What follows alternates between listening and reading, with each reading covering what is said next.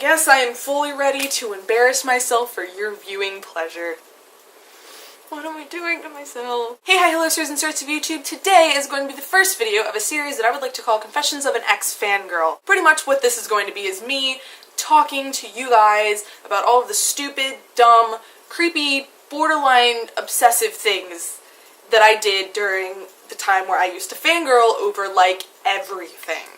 And seeing as this is the first of a series, I am going to start with the first time it ever happened, right from the beginning, what caused it all. Enjoy. Let me set the scene for you. I was walking home from school when I discovered that I had received a package. Yes, it's finally here! Now, I had ordered these shirts from Threadless like 2 or 3 weeks ago, and one of them was just, like a normal shirt that I really like, but the other one just happened to be the same Laser Cat shirt that Amazing Phil had. Decided that as soon as I got it, I ran into my house and I pulled it on, and as soon as it was on, I was like admiring it and being like, yeah, I look really awesome right now. I look great. My phone went off.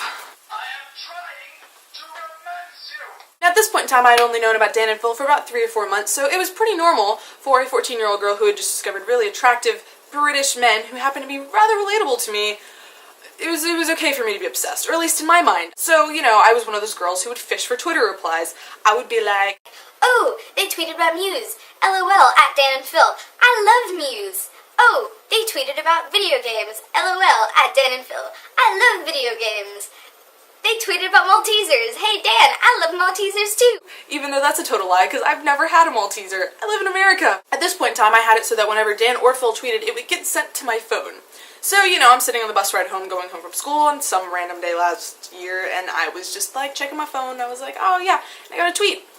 And it was from Phil, and it was something about him and Dan playing video games, and so, being that I was the all-knowing master of everything that had to do with Dan and Phil, I, typed back a quick reply, something about Dan and Phil playing Sonic and not wanting to have a repeat of Dan flipping out at him, and I was like, I am so cool. Phil's gonna read that and be like, oh yeah, that girl knows her stuff. And then he replied to me. So fast forward to when I checked my phone, and I'm sure you can imagine how that one went down.